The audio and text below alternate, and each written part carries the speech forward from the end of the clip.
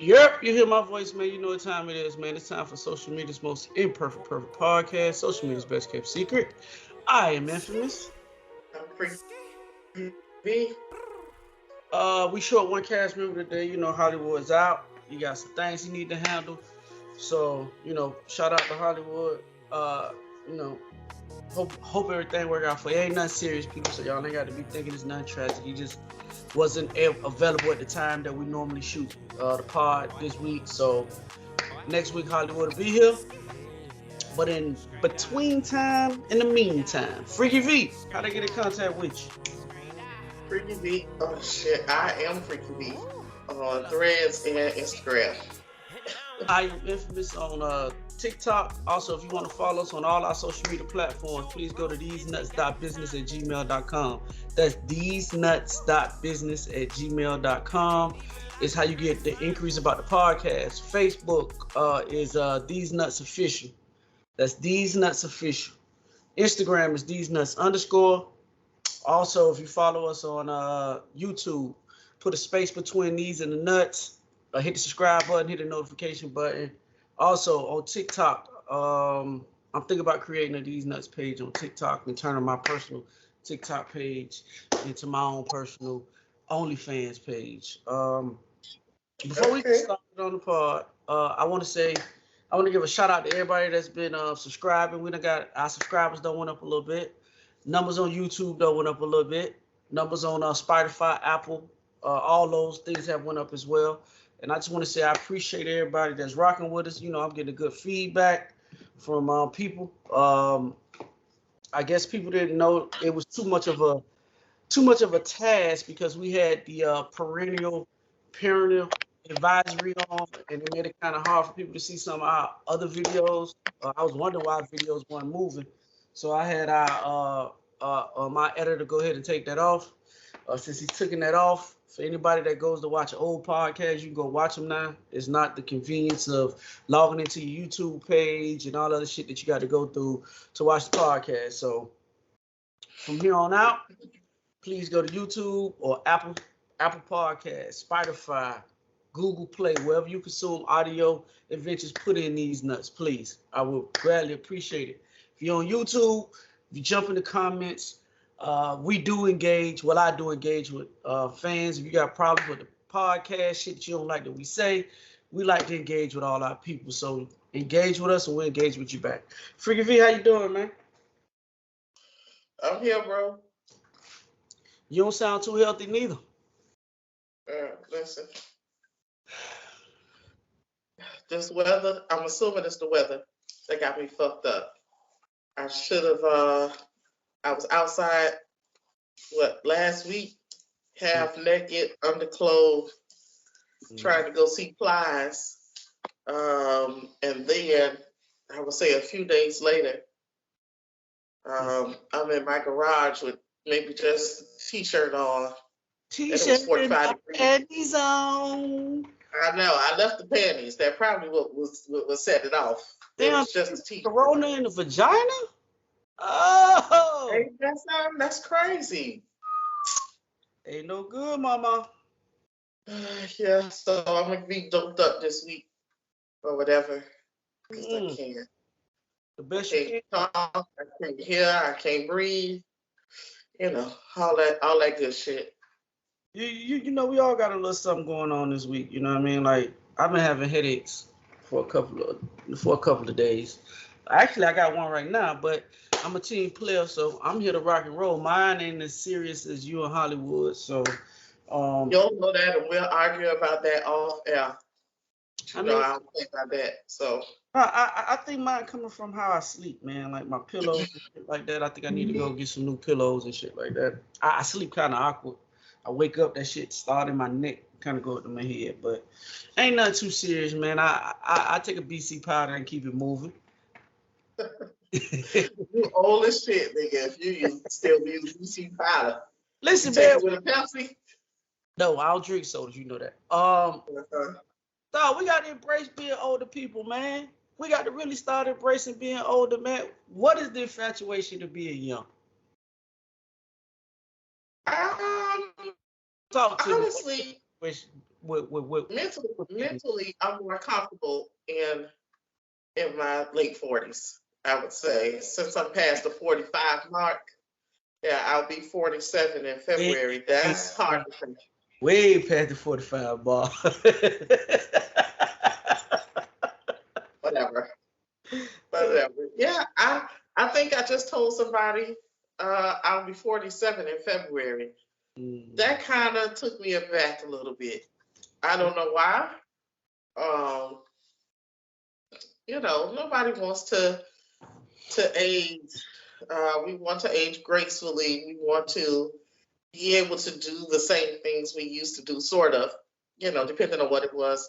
But I think mentally I'm in a better place, just in knowing what it is that you want and, appreciate the small things, the things you used to take for granted. When you was in your teens and your 20s or whatever, you just never thought about nothing. Now, everything, I swear, I'm really an old lady. I like road trips now. I hated that shit when I was little or whatever. I wanted to hurry up and get there. Now I'm admiring the scenery en route to where we're going. I like the trees and the animals and all that kind of stuff, which I kind of had an infatuation with that very early, but now it's worse. It's just the peaceful and serenity that I can understand my parents and my grandparents had when they would just sit out on the porch, and what you would appear to do nothing. Like, what, Grandma, what you looking at? Or whatever. Just humming and looking around, or rocking or whatever. I think that's where I am. Just sitting in the garage, maybe smoking a cigar or two, watching the animals frolic or do whatever they do, But what do you think? Are you embracing getting older?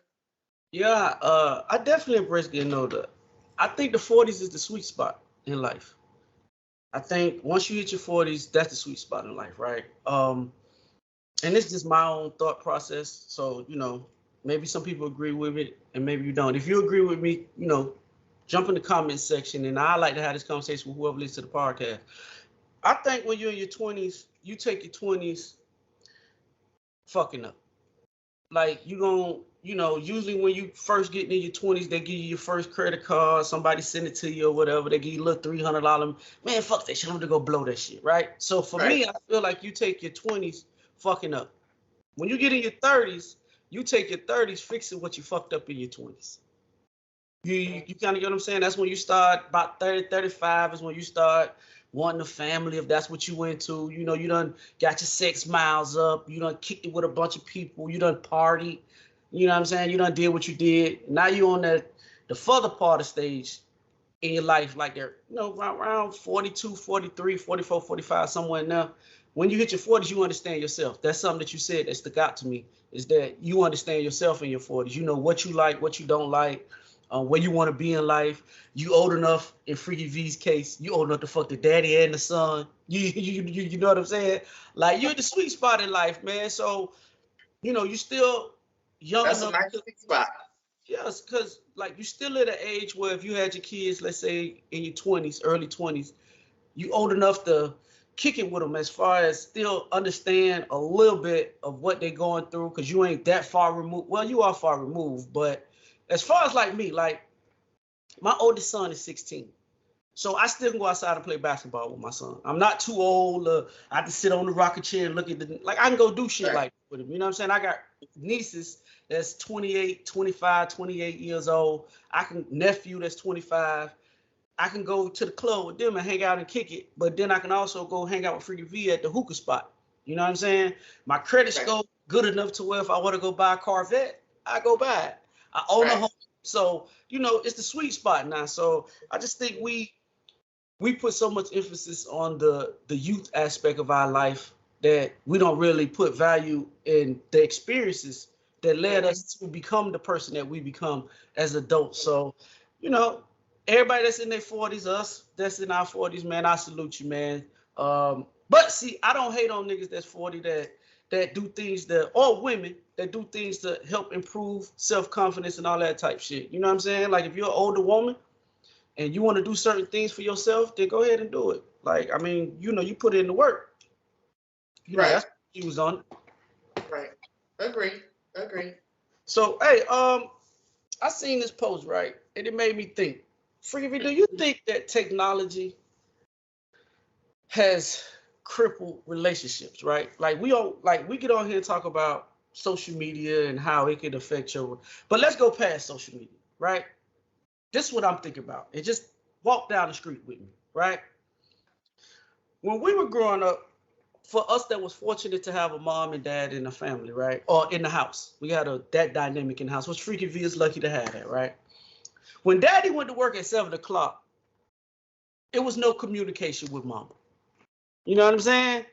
You had to work, do your thing, then you come home, right? So in that 8 hour span or 9 hours or 10 hours, whatever you work, you have something to talk about with your wife when you get home, if you're a communicator, right? I Mm-hmm. think social media kind of took that element out of the relationship. Like you don't have the time to miss your significant other anymore. Because if she really needs you, she can hit you on the phone. Y'all can talk on lunch break. You can go on her Facebook page and da da da da da this. So I know what most people would say was the downfall, but of the internet in a relationship. But I think that aspect of it, the the time apart, is missing in a relationship these days. What you think? Yeah, I agree. I do agree that absence, makes the heart grow fonder. You're curious to know what happened throughout the course of the day. Um, it sparked great conversations when you came home, and allowed for the entire family to see, what you deal with if you're a working parent, what you deal with throughout the course of the day. You get an opportunity to hear your parents' likes and dislikes, the thing that really pissed them off or what really makes them happy. Mm-hmm. And you get an opportunity to, engage with the kids as well. Like you said, if I could call you 50 million times throughout the course of the day, what do we really have to talk about when we get home? Mm-hmm. If you call me midday and be like, that motherfucking Keisha got on my nerve, or my boss is a jackass, and here's why. Okay, when you get home, you just kiss each other and like, okay, I'm finna go watch football, and somebody else I'm finna go smoke something or whatever. You Do don't have that together time. do So you think? I Do you think that maybe that's why relationships don't last to 50, 60 years like they did when we were growing up? Like my grandparents was married 50 plus years. right. 50 plus years, they were married. Yeah, I think it's a lot of lot that goes into why relationships lasted longer, back in the day. But I do feel that there is a communication breakdown. Um, I I saw a meme on Facebook yesterday. A guy was saying this is what I had to do in order to basically get pussy from a girl or whatever. And it shows him laying on the couch with the phone, Mm-hmm. back in the day before cell phones or whatever. Mm-hmm. And you had to talk to somebody. You had to, court them or whatever. Nowadays, that's just out. I feel you. Everything is so immediate. Mm-hmm. I also think that individuality sometimes gets lost in relationships. You know what I'm saying? What you Like mean? I feel like as a man, and I was married at one point in time. I think that we get so engulfed in trying to be our other person's everything. I tell girls all the time, listen, listen, I like clingy. I like a touchy feely girl. I like a girl's girl, right? But I don't want you to get so engulfed in infamous that you forget who you are as yourself. You know what I'm Mm-hmm. saying? Like, I think you should do girl trips. I think you should go hang out with your homegirls. Like, I think you should still be your individual self. Because Right. what I hear a lot, like dating girls and being boyfriend number two, is that uh, is that sometimes the individuals, not just the female, the male, they lose themselves inside their relationship. Right. Right. And when you lose yourself inside your relationship, when things go bad, you know, I hear a lot, especially a lot of women, they say, well, I gave you all of me and da da da this and I gave up this. I think you should never give up your personal self for nobody. You know what I'm saying? I think that you should still be who you are and still enjoy the things that you enjoy doing, so you become the person that you need to be for you, because forever ain't always forever. You know what I'm saying? Like when I married my kid's mom, I thought forever was gonna be forever. Forever wasn't always forever. So I just feel like, we get the vacations and everybody just want to be so wrapped up in the person that they're with, that sometimes you forget yourself and you forget your individuality. You know what I'm saying? And then that's when that 80-20 shit start kicking off. When you start resenting the nigga or the female that's at the house. You know what I'm saying? And then that person that's giving you 20% on the outside, it seems so much better than what you got going on at the house. But you know what I mean? The person that's giving you the 20% of them, or the 20% outside of your relationship at the house, they're only providing a thrill at that time. You kind of get what I'm saying?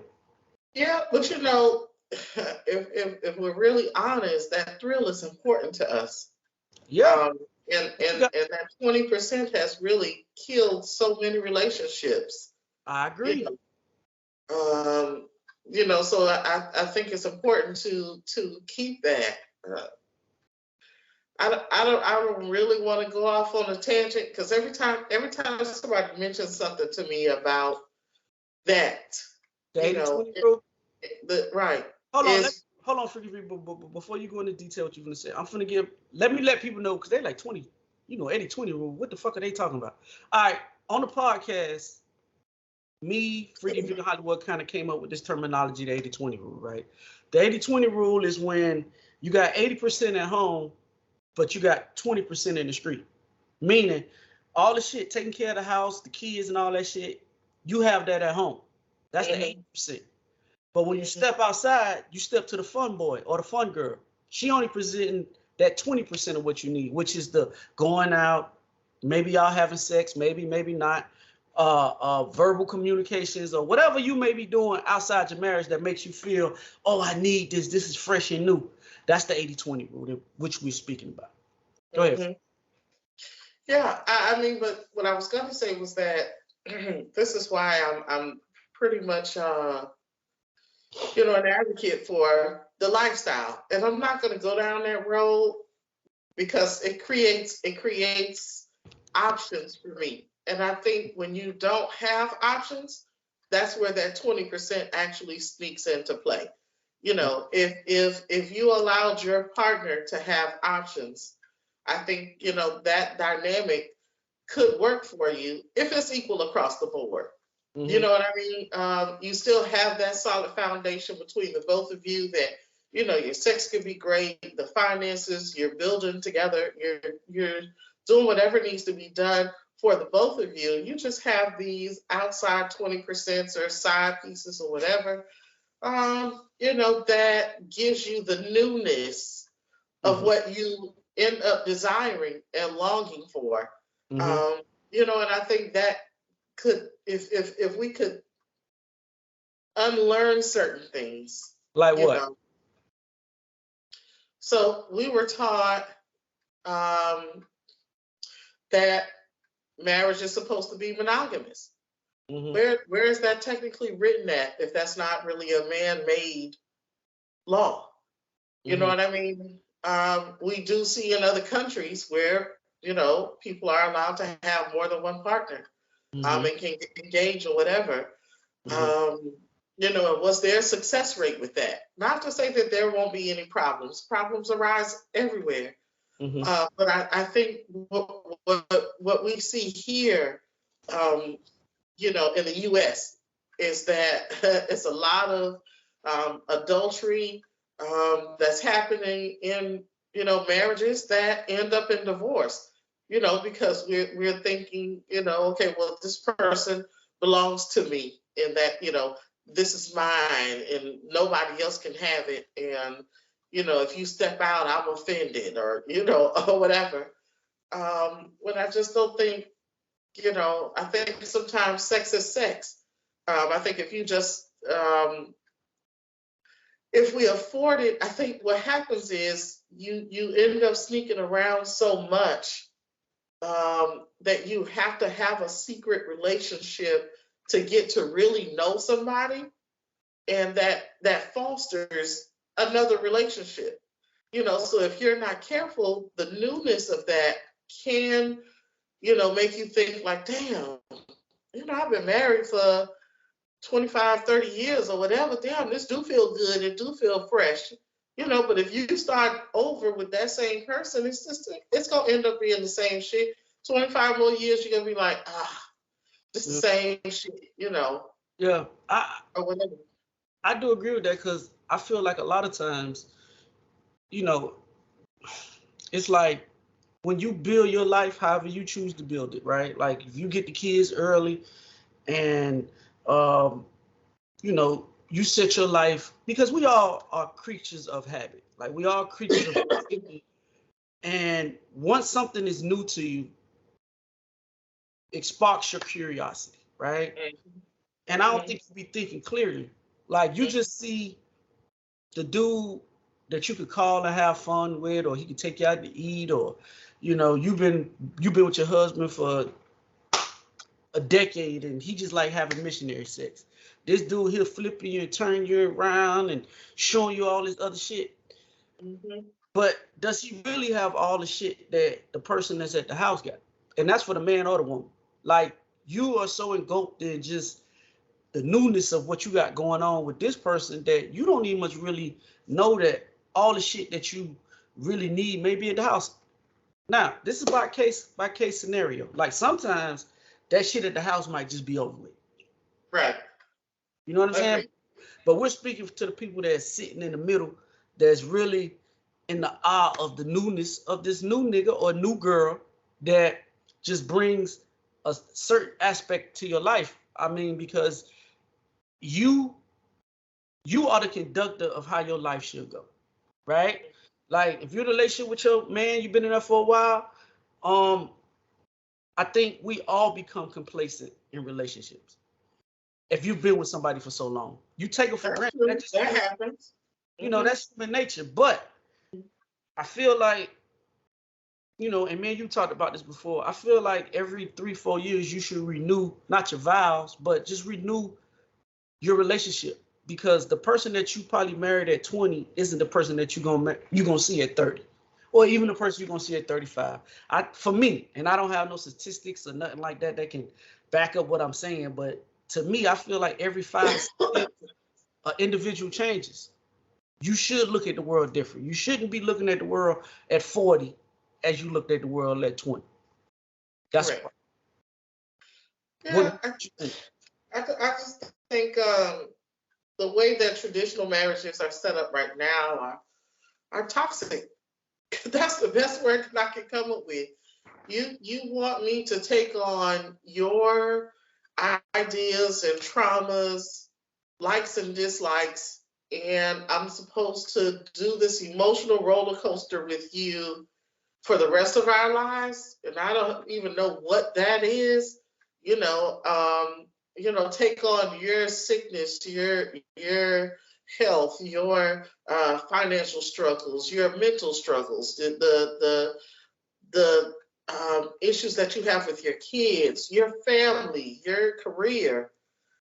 That's a lot to take on with the same person day after day after day. It's really not. Okay.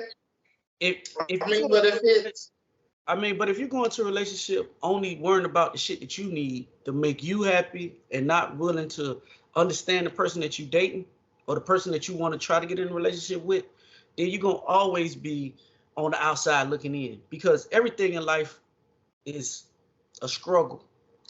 Life is I agree. But remember we were watching, we put a clip up with and listen, to each his own.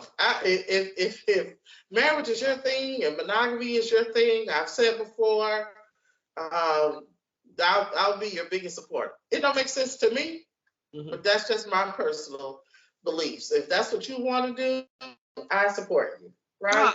But you put up a post about, No. I'm rolling. Go ahead. We put up a post about with Chico Bean, who was saying that he doesn't believe in monogamy, right? Exactly. And the reason that I agree with him is what he gave was that what you referenced to. Okay, so I have to do an emotional roller coaster at work with my children, you know, and with all these other outside entities. At what point, if I choose to engage in a lifetime emotional roller coaster with someone, at what point do I have the 100% peace that I'm looking for, that I desire? At what point where's that cutoff point throughout the course of the day? You understand? So, yeah, so that's how I view it. You know, so I feel like my home is my sanctuary, and I'm not saying that you can't share that with anybody. But me personally, I just choose to have my own space. I don't mind entertaining you. You can come over, you can even sleep over for a couple of days or whatever. But I don't need a full-time live-in companion, because, you know, like you said, you don't want to lose yourself and be totally engulfed into making that person happy, that you lose what the fuck you want to do trying to please somebody else. And I think oftentimes that's what happens, and that's what you hear, especially from the female's perspective. I agree. I agree with you on some of that shit you said. I don't agree with all of it, but the part that I do agree with is the individual part. The part that I'm gonna give you some pushback on, and I think don't take this the wrong way, but I think it's a lot of selfishness in people, right? Because life is built on ebb and flows, bro. You're gonna be up, you're gonna be down, you're gonna be even.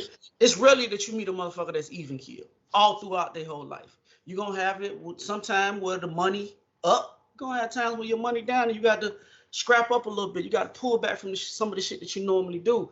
And I just feel like to truly be in a healthy monogamous relationship, if that's what you subscribe to, is being able to understand your partner. Like, when I say understand, I mean her favorite color is red, or she like to watch Basketball Wives and shit like that. That's important, but that's not truly understanding who they are. Truly understanding who they are is how they grew up. Did she grow up in a household where when shit went wrong with her and her mom and her dad, did they all communicate, talk the problem out? Or are they like most black people, where everything that happened in our family, we just sweep that shit up under the rug, and the rug begins to pile up, and there's so much shit up under here that we don't even know why we mad or why we're not interested in each other anymore. That's the part that I'm talking about with understanding your partner, bro. If you understand what make them tick, then, you know, if you truly marry your friend, because a lot of people out here are fucking with people just because of what they look like. Let's just be honest. You don't really like this motherfucker like that. It's just she fine. She got all of the physical features that you find attractive, vice versa. He has all of the money or the financial stability that you may want in a man. You don't really like him. Because in my opinion, I feel like women fuck for two reasons: pleasure and stability. You got to figure out as a man which one of those motherfucking categories you fall into. You gotta get what I'm saying? So for me, I don't know, man.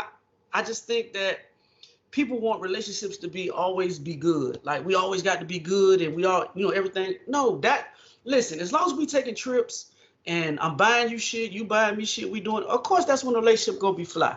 But what really makes a relationship successful is when we're in our hard times, because that's gonna really dictate if you got my back or I got your back.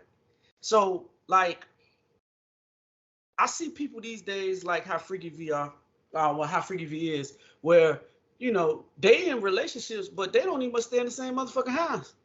And to be honest with you, to keep it a bean, anybody that's in my immediate family that watch this podcast know what I'm finna say is 100% fact.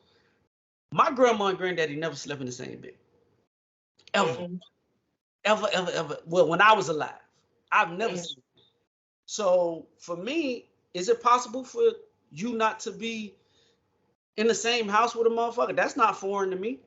You know what I mean? Like, I know some people were like, hey, I'd rather her have her shit and I got mine, but they just fuck with each other. Right. So that's definitely the vibe that I'm on. You don't have to live with me, and I don't have to live with you. I can understand those who want to have, um, more Mm-hmm. financial stability. Mm-hmm. You know what I'm saying? So we're going to combine two. But when I think about that, the piece that overtakes those finances, it wins 100% every time for me.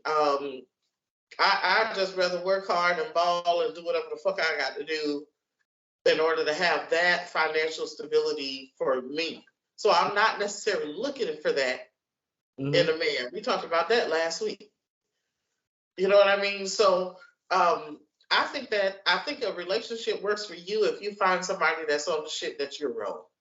A lot of times, we've been conditioned to think we're married, we should be in the same household. All of the things that we think that we get from marriage is what has been taught to us, Mm-hmm. not necessarily what works and what should be.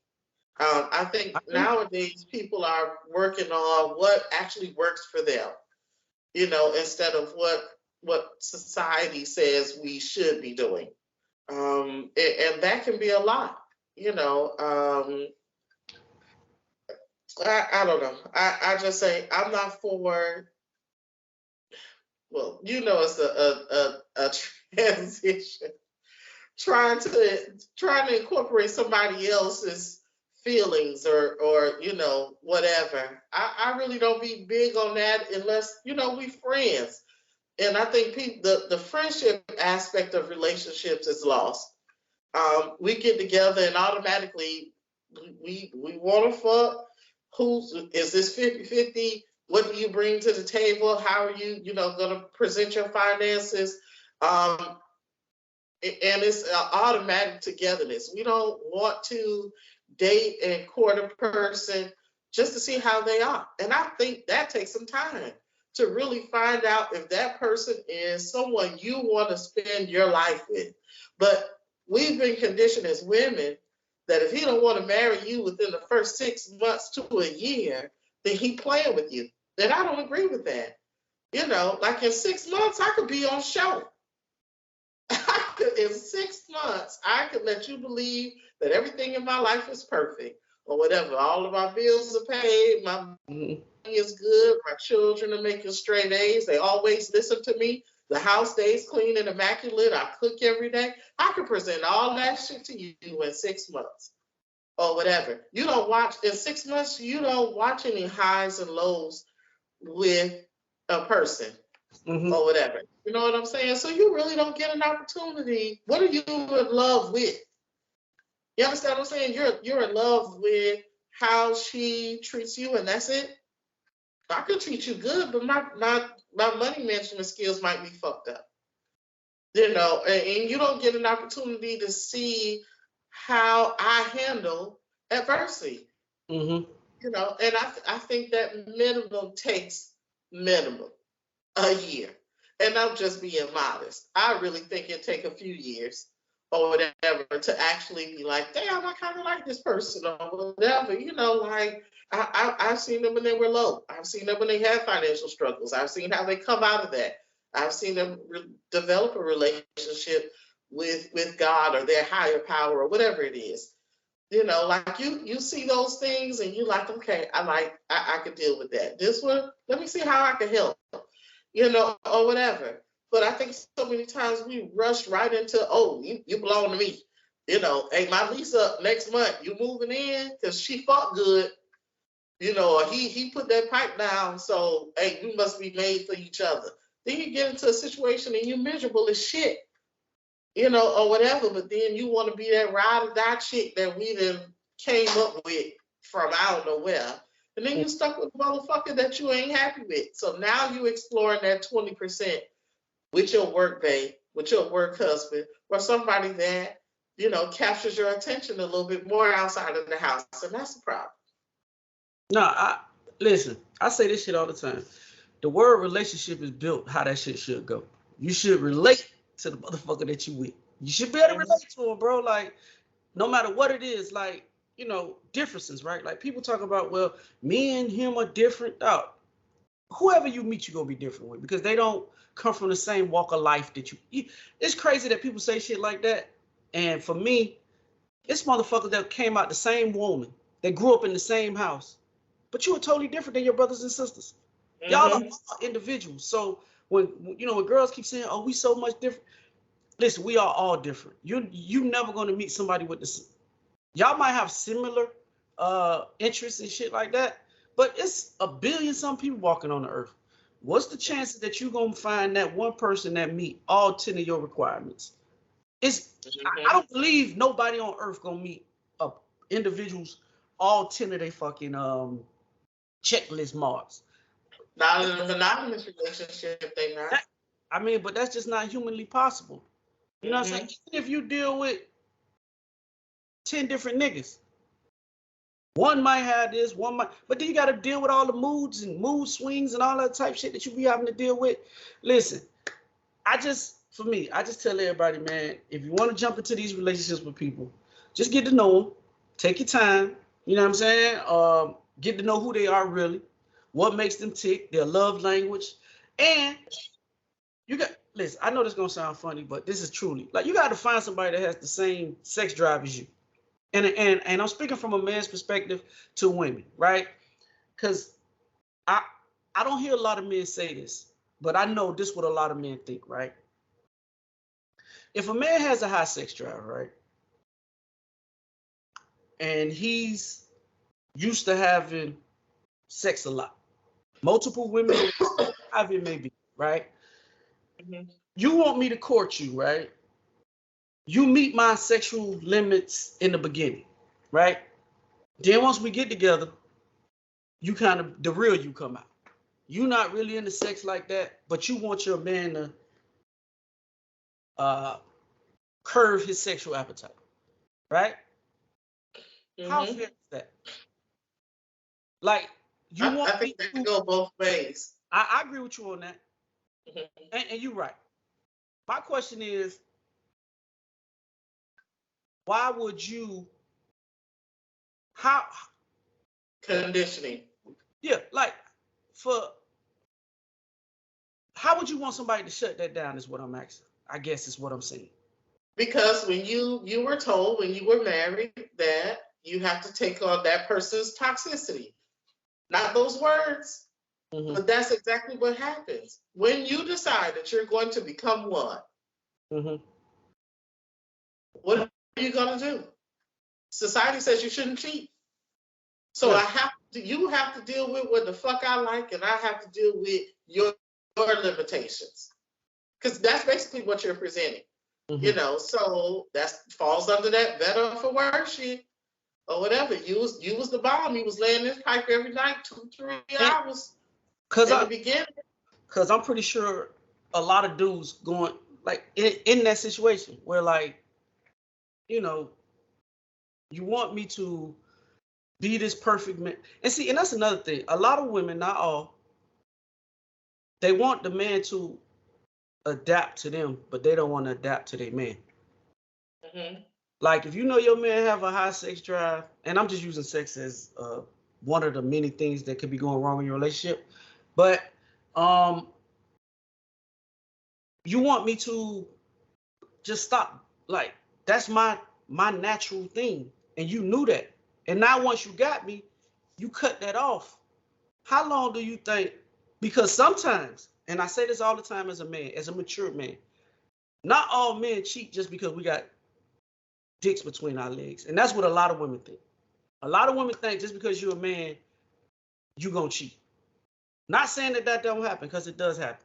But what I'm saying is, sometimes, if you really get a good man, dog, sometimes he cheating because he not getting what he need from home. And vice versa. A woman, she could be cheating not because of sex, dog. but because of the other shit that she needs from you, as far as emotional and all the other type shit that women that's never taught to men to pour into. The emotional side of the woman, the connection, the communication, all that shit. We feel like as men, hey, as long as I provide for you and I make sure you don't need for nothing, that's good. But that's only half of the relationship. It's a whole nother half to the motherfucker you dealing with. But see, but that's where I think that 80-20 rule comes into play. You're not going to find somebody that, is going to meet that 100%. Mm-hmm. So what we end up doing, especially as I guess as women, because that's who all I talk to, women decide, okay, well, these are the things that I can deal with, and these are my deal breakers. These are the things I'm willing to compromise on. Mm-hmm. You understand what I'm saying? And when you do that, that's only temporary, especially if it's something that you like. So I hear women say all the time, well, he makes good money. He, has financial stability. He's a great person. He treats me well. He buys me things. He prays for me.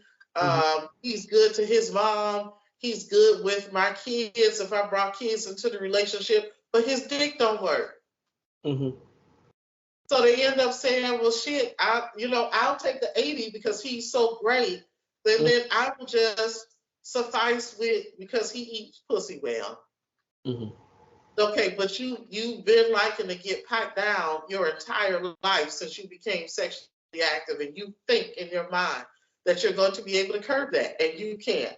And that's only temporary. So he does all of these things or whatever, but you're still left unfulfilled. Day after day after day or whatever. So then what do?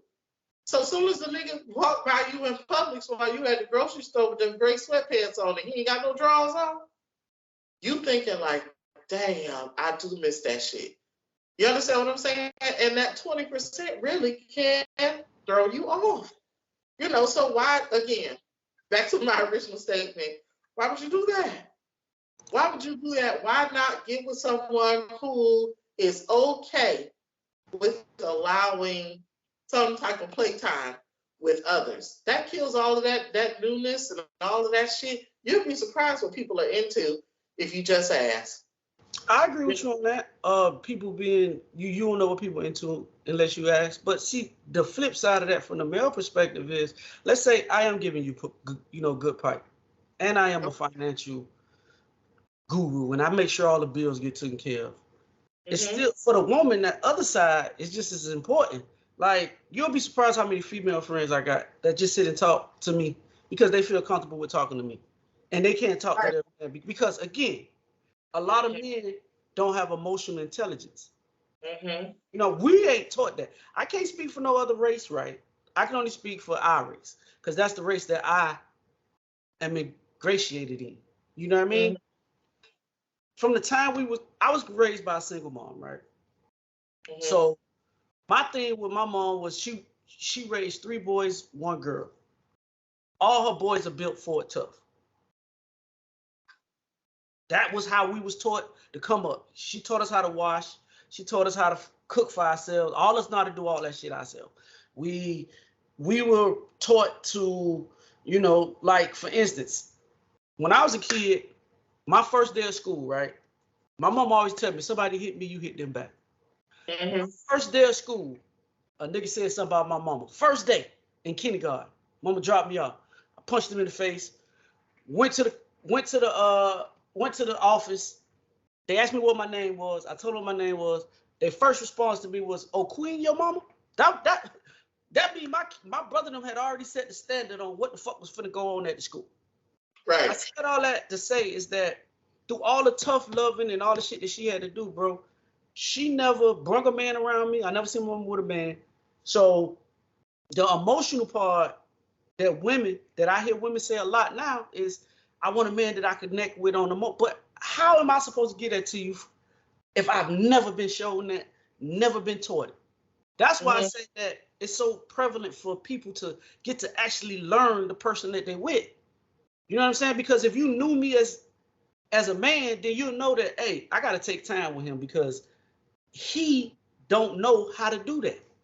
Mm-hmm. It's like a job, bro. It's like if I send you to my job, right? Say, Freaky V, here go the keys. Go deliver all that shit in the truck. You gonna be like, bitch, what? Right. But if I don't train know nothing you about that. But if I train you how to do it and show you how to do it, you become more comfortable with it, and then you can deal with the task at hand. I relate that to everything that goes on in life. Like, you got to understand that if I haven't been taught something, how do you expect me to do it? You know what I'm saying? Like chivalry. Who the fuck was there to teach me chivalry? Yeah. You know what I'm saying? Like, who taught me to open doors and lay down my jacket so a girl could walk over a puddle? Who taught me that? Who taught me the big fault, the little fault? Like, all this shit that people want you to assume that you know, that we don't know. Mm-hmm. But if you tell me, hey, this is what I need to feel complete in this relationship, then give me a chance. That's why I say conversation is so prevalent. Give a motherfucker a chance to prove you wrong or right. Because like you say all the time, your actions gonna show who you really are. It's gonna show. If you tell me, hey, I need my man, if I go out, to call me and just check on me, make sure that I'm okay. If you tell me that and I don't apply that, then what that tell you? You know what I mean? So I just think that sometimes we feel like people should know certain shit, especially if you've been in a relationship for a long time. If you've been in a relationship 5+ years, you feel like your partner should know exactly what's going on in your head because y'all been around each other so long. But like I tell all my friend girls when they call me about their niggas, your man don't live in your head. If you don't express how you feel about some shit, how is he supposed to know? Or vice versa. Women, how is a woman supposed to know that when you first come home from work, you need 5-10 minutes to decompress from the day you just had at work? If you ain't told her that when you come to the door, hey, especially if you got a clinky girl, hey, baby, how you doing? Let me tell you. But in your mind, you like, damn, baby, just give me a minute. But if you don't ever tell her that, how the fuck she supposed to know? These are the things that you do to help your relationship. Go ahead, Freaky V. But you know, a lot of times when I hear guys speak about that aspect, is that you look at it as your girl nagging. Yes. And when you really look at it, it can become a thin line between nagging and her offering effective communication as to what she likes or, you know, what bothers her. So as women, we, you know, are like, okay, well, I'm not going to say anything. And that's when you hear arguments. When you finally get into an argument, you just swept so much shit up under that goddamn rug to when you start talking, you don't know what the fuck is being. She done brought up some shit from 2 years ago. Or whatever. And you looking like, what, nigga? I thought we was past that shit. You know what I'm saying? So you have to develop some kind of effective communication where it's like, damn, she always nagging. She always talking about what she like, what she don't like. And that could be vice versa. You know, if your nigga is like that, like, you know, damn, ain't nothing I do ever good enough. You know, so you do have to find some kind of common ground. But, you know, that's like, we get into know somebody. Freaky V been trying to get me to start this men's group, right? She been hounding me about this men's group, right? I surround myself around a bunch of men, married, single, or whatever. And 90% of the married men that I know, not saying all, they feel unappreciated in their relationships.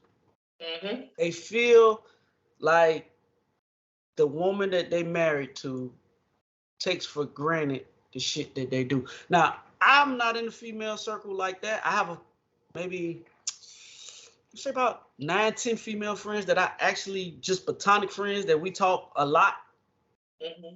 And so I can't really speak for the female. Maybe Freaky V can.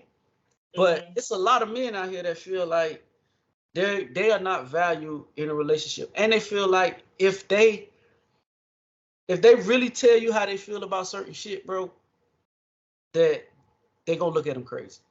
They significant other gonna look at them crazy. So I agree. A lot of women have outlets. Y'all have y'all groups. Y'all have chats and all type things that you guys have cultivated to help women deal with whatever it is that they're going through. Mm-hmm. Men don't have that. We usually are tend to taught to be self-sufficient. Even from our elders, the elders that we looked up to, that taught us dumb shit. Like the world famous saying that most niggas done heard, hey, emotions is a female trait. I'm pretty sure most black men done heard that shit before.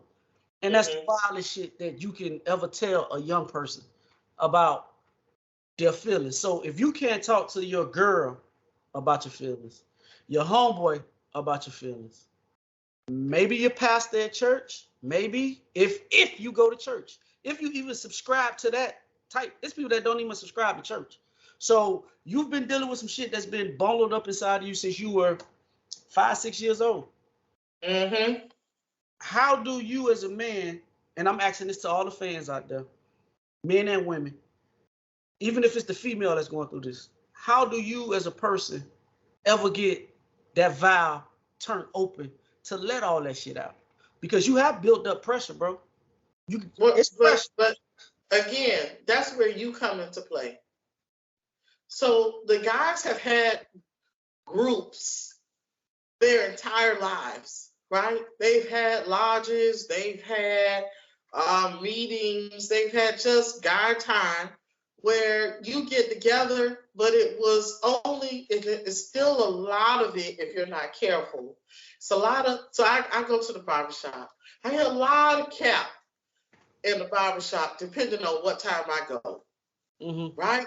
So when you get around other guys want to, it seems to be this competition thing where I have to be the most, pardon this old ass word I'm going to use, but I have to be the most macho man in the group. You know what I'm saying? I have to be the strongest motherfucker. Don't nothing hurt me.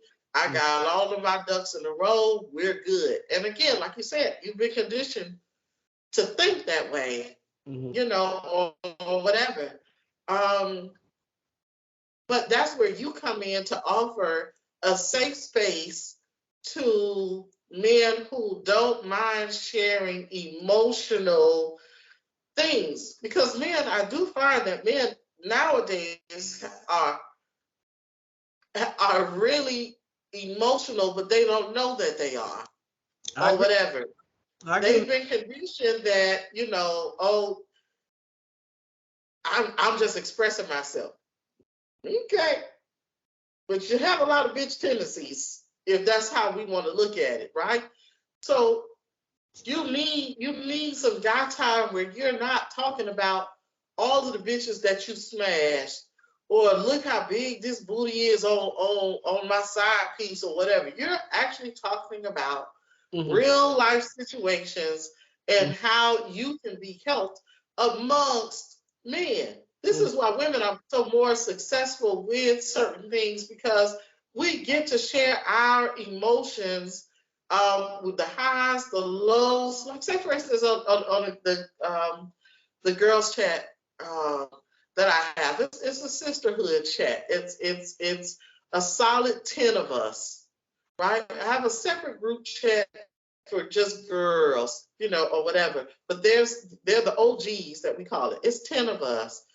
These 10 women, I get an opportunity to be my real self, not the freaky V persona. They get to see the real life shit that I go through on a day-to-day basis, right? So yesterday I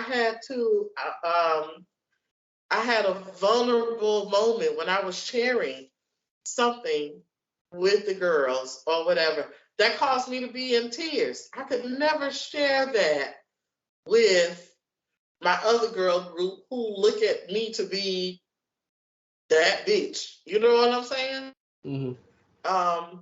So it's like, when do the men have an opportunity to exhibit that vulnerability amongst each other?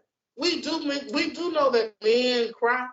We do know that men feel some type of way about some of the things that women do. They do feel a certain type of way about, like you said, not being appreciated, or they have struggles on their job. But when do you have that outlet?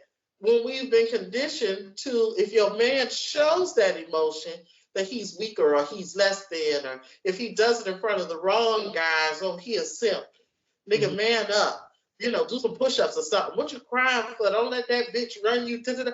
It's all these other outside entities. And I think that's where you come into play, because you have exhibited that non-judgmental, I'm exhibiting the same things, or I'm going through the same things that you are. And I'm still a man's man. Ain't nothing, soft about me, so to say. I ain't no punk, if that's what you want to look at as being a terrible thing or whatever. I ain't no simp or whatever, but a man's man is saying, I have or exhibit some of the same issues that you do. And I don't want you to take that lightly, like it's been proven time and time again that you bring that out of men, or whatever. And I think you should run with that shit. Men need that outlet. They just don't know how to go about but doing it or cultivating those experiences. See, but when you say men's group and shit like that, right, you got to be very selective about who you invite to the men group at first, right? Agreed. Because, when you say men group, most men gonna think about what you said, like, man, how many bitches we fucking, and my job is this, and my job is the type of group that I would like to cultivate, bring to the forefront. It's just that, totally opposite of the alpha male, right?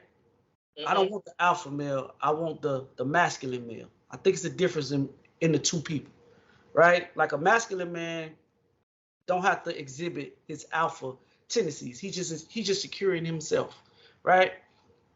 And what I've learned is, yeah, like I've understood that it's how you speak to people, the result that you get. Like sometimes when you say bitch tendencies, the niggas, dog, that's an offensive term, and they become defensive.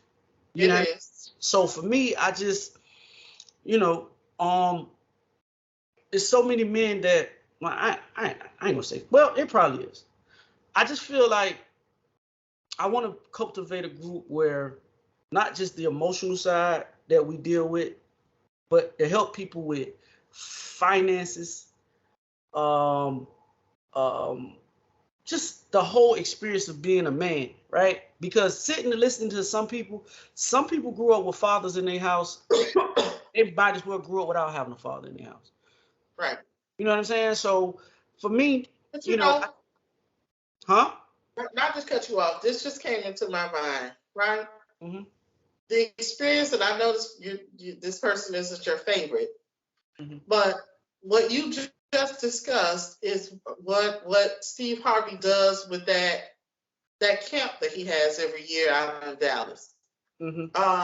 He brings in other guys who are experienced in certain areas, fitness, finance, fishing, how to tie a tie, how to etiquette.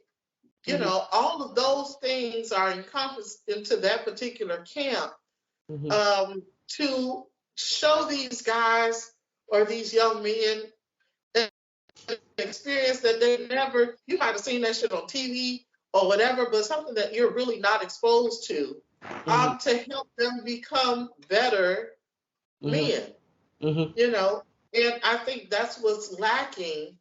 And this is why you hear all of these gender wars. A man ought to know this, or a man ought to do this, or whatever. It should be common sense, or whatever. But we always say common sense ain't so common if you've never been exposed. If you lack, the exposure, how are you supposed to figure those things out? And I think you should work on that.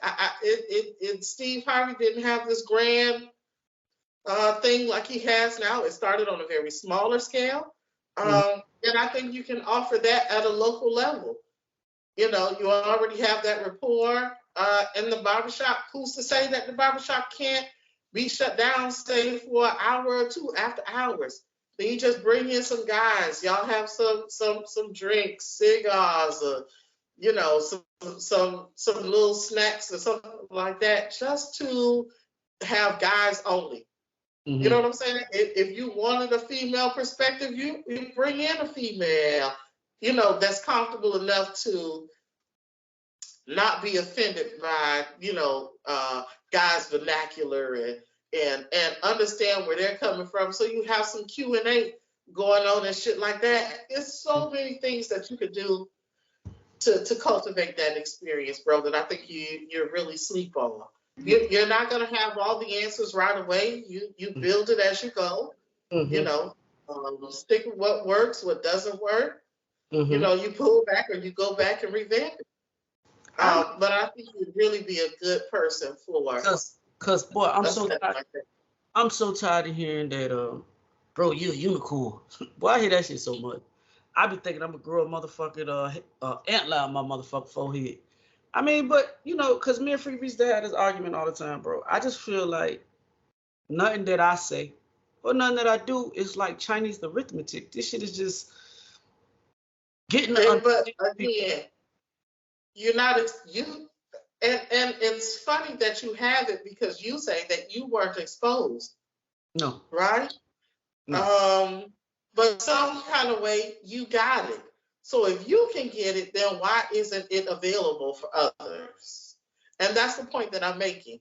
And it's really a great selling tool because when you talk to a lot of guys or people in general, they want to be able to be relatable to you if you're providing the information, right? So here you are saying that I, come from a single parent household. I didn't have a father figure. I never saw my mom with a man. I never seen anybody show me how a woman is supposed to be treated. But yet, in talking with all of these women, they are amazed by what perspective I do have or the opinions that I do bring to the table. That makes you relatable as a person that, it appears that they all have it together. I came from a 2-parent household. My dad was really great with my mom or whatever. You start losing people. After you start saying shit like that, you lose people because a lot of our Black population did come from single parent household, or whatever. So you really didn't see how to relate to a woman. If you did, it was your dad had hoes or your uncle had hoes or whatever. You really did, or your mom was afraid to expose you to all of these men because she didn't want to be labeled as a hoe, or be protective. So how did you pick that up? You understand what I'm saying? And because of that, that makes you relatable and makes your group a success right off the bat. Trial and error. That's it. And for me, and you say this shit all the time, my number one thing is being accountable for me, my actions. Right. That's where all this shit stems from. Like, you just gotta be able to be accountable for your actions. Sometimes you gotta take that for granted. Accountability is a difficult thing if you ain't ready. I understand that, but if most people when most people ask me how did I get to where I am in my mindset, it's been accountable for my shit. Like, bro, they taught us in elementary that every action has a reaction, every cause has an effect. That's real life shit. Like, so many people focus on the aspect of the cheating in a relationship, but the cheating is actually a byproduct of the shit that's already done happened. Correct. What did you do inside that shit that caused this shit to get this way? Correct. And when we're cheating, we focus on the wrong shit. Yeah, you try to get to the root of the problem. Yeah, you just looking at the cheating. Oh, this bitch would have cheated on me, or he cheated on me. Okay, well, what's the root problem of the cheating? Where did this shit really start? Oh, well, you wasn't communicating, you weren't coming home. Well, did you tell me that? Like, it's a conversation that need to be had. Correct. And difficult conversation at that. Yeah, so the cheat is just the after effect of all that shit. Now, can you sit there and say, well, damn, and this is what most people don't want to do. Can you sit there and say, damn, well, I wasn't doing that for her. Or I wasn't doing this for him. Or when he did say this, oh, I didn't take it for granted. Oh, I did take you for granted. Like, it's certain shit that you have to take accountability for unless you just got a nut and ass motherfucker. Listen, there's it could be it's some difficult conversations to be had when you're in a relationship. It is. There was there's this one girl in our group chat. She stated that she was talking to this guy, and she liked the guy, but he wasn't really satisfying her sexually. So she dates other guys who do, right? But she liked him as a main companion. But she wanted to tell him, you might need to, because she's in the medical field. She says she recognizes that he has ED or whatever. So she's like, okay, well, let's maybe go and see some people. So she was trying to inquire about how is it that you tell, someone without hurting their feelings that you're not sexually satisfied. And there was a total consensus, and there's no easy way. Listen, I've been on both sides of the spectrum. I've been the guy where, I wasn't sexually pleasing somebody. You know what I mean? And women have this false thought that men don't know, that we don't know that we're not sexually satisfying. We know. You know what I mean? Are we willing to admit it to you? Probably not.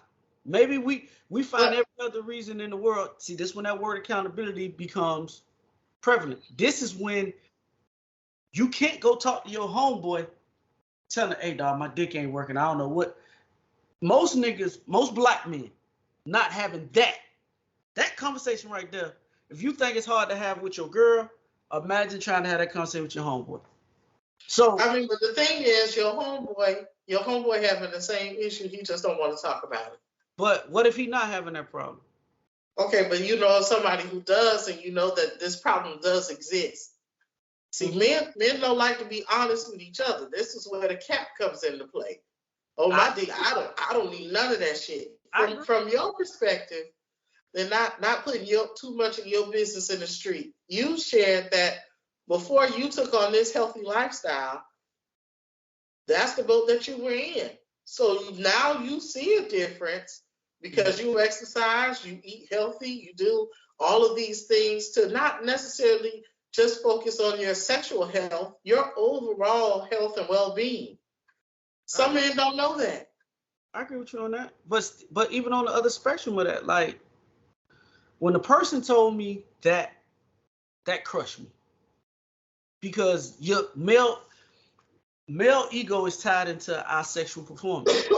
Correct. More than half of our confidence as a man comes from what we can do what my granddad used to tell me, when the doors close, nobody knows where the nose goes when the doors close.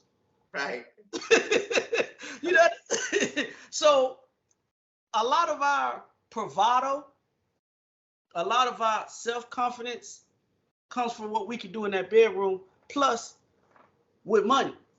Those are the great two confident elevators for a man. If I know I can get you in this bedroom and take you down through there, and you can go look in that account and see all them goddamn zeros in that account, or it's a number so big you don't know what the fuck is in there, that's a different conference. But if your girl, the one you love, your world, your pride, tell you, hey, I'm just not sexually satisfied, at that moment, it's like motherfucker just stepped all on your motherfucking self-confidence. Right. So, and I was there. Here's where I disagree with you that men know. They know or they don't know. Right? Women have, again, been conditioned some kind of way that we don't want to hurt your feelings. So we fake this nut like an actress is what I call it. And that, if you do that a lot, your man would think that he put in work. But we've become such an expert at that shit. that you believe it. Mm-hmm. You understand? So many men have said that. Like if you look at what was his name, DJ Envy said that about his wife. Mm-hmm. You know, shit, you was in here making all this goddamn noise. What was all this noise for if I wasn't pleasing you? And we do that for two reasons. Only two, right? Mm-hmm. The first one, we want you to get the fuck up off us. So we could go to the next person that we know gonna put it down and make us happy. Right? Okay. The second thing is sometimes you have to assist in getting you there. So he might could bring it just a little bit, but say he just a couple of inches short from really hitting that spot that you need. So you working just as hard as he is to try to, so that you can be sexually satisfied. Mm-hmm. You understand? So in a man's mind, he hear you making all this noise or whatever, he's not necessarily sure. If he's confused, he may not be sure as to which one it is. Are you really sexually satisfied, or are you trying too hard so that you can be, Mm-hmm. you know, or whatever? No. And I think we got to stop that. We got to stop that as women, but I understand why we don't do it because, again, in this girl's chat, she texted the guy. We just told her there's no easy way for you to say it. You can be as nice as you possibly can. He's not gonna be receptive. And sure enough, she was all kind of bitches and hoes and fuck you, you ain't shit, your pussy loose, you for the streets. Da, da, da. You understand what I'm saying? Okay, but see, that's an immature man. One. It's a lot of them out there. Secondly, we talk about totally two different experiences. The experience I'm talking in your scenario where he ain't got enough to reach the back of the oven door. Mm-hmm. In your scenario, I agree. We talk about these dudes that's actually getting in these women for a minute. You know you not getting her there in no minute, bro. You know that. Mm-hmm. Or let's say you climaxing fast and you're not able to play overtime. You out of the game. You injured. Your injury reserve. You done. Right. You know in your mind that what you doing with your girl, you ain't her. Now, if you don't got enough equipment, but you going in there for 15 minutes, then I agree with you, Free V. Maybe you acting or whatever. But remember, this is women's fault. I think the guys are genuinely confused.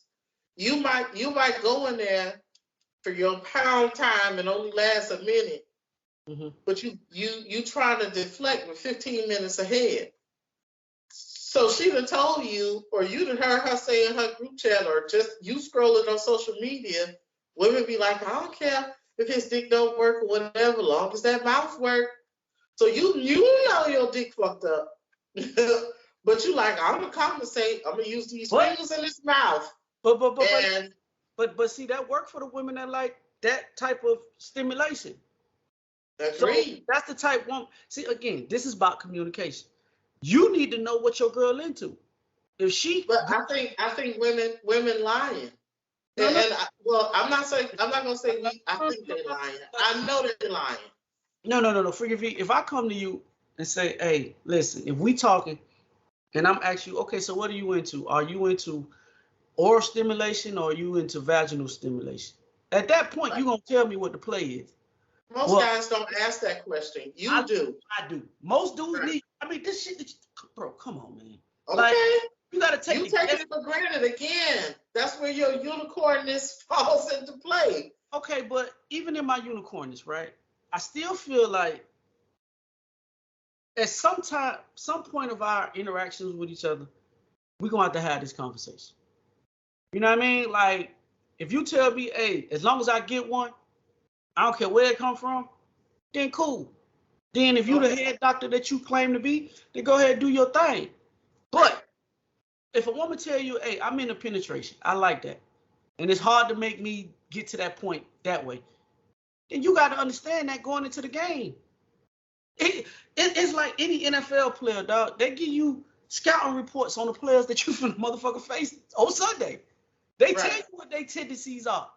You know what I'm saying? And I'm just using a sports analogy to make it funny, but dog, you got to scout this motherfucker. You got to want to cover 3 when when he sink his hips. like you got to understand this shit when you fucking with these women. Right. I think what men do is men take what they did with one woman and think that applies to every woman. That's what I was gonna say. So and with that, you're not gonna satisfy. Everybody don't bring the same thing to the table. Yeah. And again, that comes with that ego that, I'm a man. I didn't have any problems with the last 10 women. Yeah. So why the fuck should you have a problem? So when you come in and say, well, I'm not sexually satisfied, and there were no sexual conversations, real sexual conversations, right? Not what do you like as far as what positions you like to be in and how deep can you, whatever. They're not no real conversations. Like you said, the real conversation is do you prefer oral or penetration? Those conversations need to be had. Then you wouldn't be wasting your time trying to be the 15-minute head slayer. Well, I'm really sitting up here yawning because I don't give a fuck. Mm-hmm. So by the time you come up here and it's time for pound time, you only a minute. Now I'm pissed the fuck off. But I think that's our fault because we haven't set it up front. So I think that we should be setting the expectation as to what we like, because it's more difficult for a woman to get off and be sexually satisfied than it is for a man. You can pretty much stick your shit in anything and be good. You're gonna pump. It might not be the best experience, but you're gonna be satisfied at the end of the day. Mm-hmm. For a woman, it don't work that way. I agree. I agree, man. I just think, for me, man, let's communicate with your person, bro. Like, I've been on both, like I said earlier, I've been on both sides. That was a real tough conversation to have with somebody that you cared about at that time. It's like all the air got taken out. I'm like, damn, but I'm gonna keep it a beam, like I always do. I knew before she said what she said. I knew it. Yeah. So even though I knew it, just hearing it come out her mouth still hurt. Hurt like a motherfucker, dog. Like you put up that Iron Man suit, dog. You hit the button and Iron Man suit come on. You sit there and you be like, all right, cool. But then when you by yourself, you sit and you like, God damn. Shit. Because then you let all of your, instead of effectively communicating at that time while the conversation is raw as to what you could do better or what her needs are, you start thinking the exact opposite. Is she cheating? Is she fucking with somebody else? You know what I'm saying? Listen, bro. If a girl telling you that, hey, I'm on this page where sex is becoming a chore to me, I'm not enjoying it, I really don't be caring to do it with, that's some deep shit to say now. You know what I mean? Like, that's some real earth shit. Because I know every man likes to play that I'm King Dingling in the bedroom. I'm Macho Man Randy Savage. Every nigga think they drink in the bedroom. They do right and kill everything. You're not. Right. You're not, bro. And some people may never experience this. I did. Mm-hmm. So what I did, like Freaky V said, took accountability for my shit, exercising, what I ate, and things of that nature. Take care of myself. Right. And I don't have that problem anymore. So, Freaky V done. My dog knocking them down, loud boy. She done privy to some of the. That time I put that shit in the group chat when I was, when I put the girl on dick restriction. Yes. Hey, I'm just saying, bro. Hey, listen, it is what it is, man. Hey, fellas, take your ego out of it, dog. If you ain't doing what you're supposed to do for your girl, man, just take your ego out of it. They got multiple clinics and things that you can take and things that you can go do that's medically safe. I ain't talking about just running to the gas station getting them dick pills, bro. Or going to get hey, we fuck with Blue Chew though. Blue Chew, holla at us. We want to be a right. we want to be a sponsor from Blue Chew. Anybody that know Blue Chew, that watch this, tell Blue Chew to get at thesenuts.business@gmail.com. Freaky V's an advocate of Blue Chew. She done put Blue Chew in smoothies for niggas. You don't make me cough, you know what I'm saying? She done put Blue Chew in smoothies. Nice shit for niggas. Right. So, listen, we fuck with the Blue Chew, we fuck with the honey, we fuck with all that shit, bro. So any of y'all want, come holler at us, man. It's thesenuts.business@gmail.com. We approve Blue Chew. Right. It's for overall better health, not just sexually, but health in general. Right. You know, walking 3 times a week. You gotta take care of yourself. Again, you know, it's just difficult conversations to have. And I can see why women are not able to express themselves, because men really lose their shit when their woman tells them that they're not sexually satisfied. To the point let me ask you this question. If Yeah. this same conversation come up and a man tells his wife that, for whatever the reasons, the vagina don't stay wet too long, because whether women believe it or not, y'all got some issues going on down there too. I don't know if it's called vaginal ED. I don't know if that's a thing. This motherfucker, we don't get up there. Just vaginal dryness, right? That happens. And that could be a medical problem that you got going on. Correct. So, the same way the men sit and take the blunt, how would a woman feel if a man came to her and said that to her? How would you react to that, Freaky? I mean, but the thing is, me, I ain't got no problem. So don't come. I ain't got no problem. I know. I don't know. I think it's just I don't think I have any issues, but I do remember where I did have an issue at first because I've had a hysterectomy. Yeah. One of the side effects of the hysterectomy could be vaginal dryness. Yeah. Yeah. Right. Yeah. So I had to. What that still means is I need to be stimulated more. So that walk that I used to have in my 20s automatically, you know what I'm saying? I ain't got that shit no more, because I can't walk around with no walk 24 hours a day. For me, that's uncomfortable as fuck in my 40s. You know what I'm saying? So I have you got that bat now, goddamn it. That's that mild ass pussy. You can get me to that point if the mood is right. You know what I'm saying? The walk is still present. No, don't just take a minute to. No, you got it. It take a minute to get to that point. That's all I'm saying.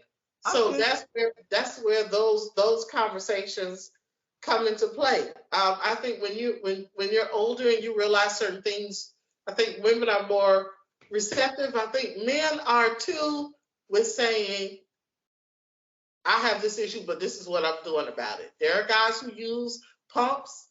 There are guys who have to take a certain pill or do certain things, a few minutes to hours prior to they know that they're going to have some type of sexual contact. So with guys who are honest about it, I guess I can appreciate that. And then, going in, you might have to take your time. But what I don't appreciate are the guys with egos. Your dick don't work. That shit don't last or whatever. And then as soon as you get in, you done. And then you already got this speech prep. Oh, I know this normally don't happen.